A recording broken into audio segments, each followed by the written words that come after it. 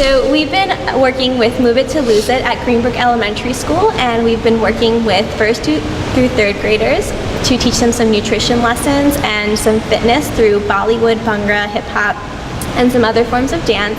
It's been a really great experience, especially seeing how the kids learn and they come back the next session and they have more questions and they remember what they learned last time. And it really seems to be making an impact on how much they know and the decisions that they make about their own nutrition and health and fitness. It's great to see that the kids are actually remembering the steps that we teach them, the dance steps, and the things, the nutritional concepts that we have taught them. We taught them back in November, and now it's January, and they're still remembering things, which is really great and motivates us to keep teaching them more. Can you give an example of something they might have remembered? So two of the girls today remembered two of the steps that we had taught them in December, two of the Bhangra steps that we had taught them, which was phenomenal because so much has happened since then. Like, I barely remembered them, they could remember them, so that's an example of it. And they were even saying things like, over break we asked them, did you guys dance? Did you guys exercise? And they had said yeah, and that they did some of our dance moves over break too, which is always nice to know we have some kind of impact on them.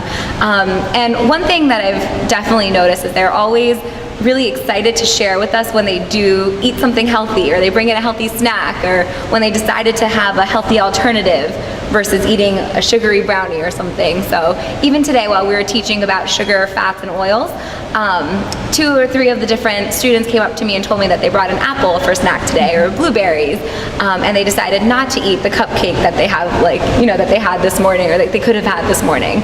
So it's nice to know that what we're teaching them here is actually impacting their day-to-day life, which is the goal. So, are they having conversations with their parents, do you think?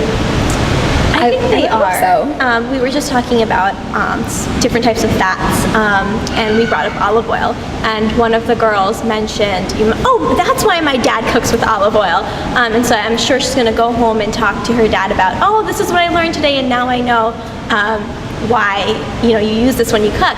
She also mentioned that she tends to drink a lot more soda when her dad gives her orange soda, and so we talked about how much sugar is in orange soda. So it seems like she's going to go home and commend her dad on the olive oil and kind of tell him to lay low on the orange soda. Just kind of working off Rupal is just saying, one of the activities that we did today, which was kind of cool, we brought 5 different beverages in. One was water, one was orange soda, one was Coca-Cola, one was Gatorade, another was apple juice. And we laid those out, and we had measured out the amounts of sugar in teaspoons that's in each of those drinks. We put it in little Ziploc baggies, and we had them try to guess which one of the baggies is associated with which one of the drinks. And it really, I could see all the faces and all the kids' faces in the group that I was teaching, and they were all shocked to see how much was in their favorite orange soda, And so one of the students in my section was saying that, she's like, I don't want to drink orange soda anymore. I'll have maybe a little bit of orange juice instead. Like, it's not worth it to have this much sugar. So hopefully, we made a little bit of impact on them with the crazy amount of sugar that we saw in those drinks. How's it been life-changing for you as teachers? Well, the first day we left being completely overwhelmed because we haven't had this much interaction with a group of kids this age. But since then, we just finished our 5th session out of 6, and it's very rewarding to see that the kids are actually learning something, and even though at times they can be a little loud and they can be running around, it really just takes a little bit of, you just have to get them interested in what you're doing and show them that, this is actually something exciting that could affect your life, and dance is actually fun, and we want to show you things that actually will make your life better. So it was overwhelming at first, but I think now we're a little bit more experienced, and it's fun. It's fun for us also. Definitely. We've learned better how to engage the students, and it's just amazing to see how much they know and kind of set your standard in terms of how much information you can share with them.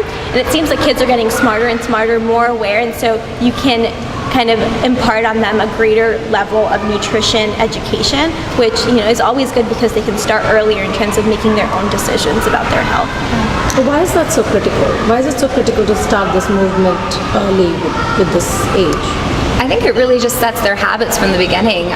The habits that they develop now are the ones that hopefully, the positive ones are the ones that are going to be lasting, but also negative ones that kind of get instilled in them now can be lasting. It can make a big impact on, so many things related to like childhood obesity and the diseases that that all relates to. So I think setting good examples now and kind of settling in good habits now can be really helpful. Working with the kids has also been really fun because I know the three of us have talked about a potential career in pediatrics. So for us, it's been rewarding to see the patient population we might be working with in the future, and also to get an idea of exactly how to work with them and how to engage with them. And definitely, like, we were anxious, like, before the first and second session even. We were nervous, how are we going to be able to communicate with the kids? Are they going to actually listen to us? Are they going to be able to understand what we're putting out? But since then, we've become a lot more relaxed, and I think if you see our sessions, the kids are more receptive to us as well, because we're coming in knowing what to do a little bit better. Is this a good to have or a must to have? I think it's definitely a must to have. I can say for myself, when I was younger and having young people come in and talk to me about the importance of nutrition and health, and kind of just having it hammered in my head, it made a huge difference. And even though, just having that constant reminder of how important it is to be able to take control of your own health in terms of exercising of your own volition and taking control of your own diet. You don't have to eat what other people tell you to eat. You can make your own decisions. It made a huge impact, and I think that this generation of students is going to have that to a whole nother level.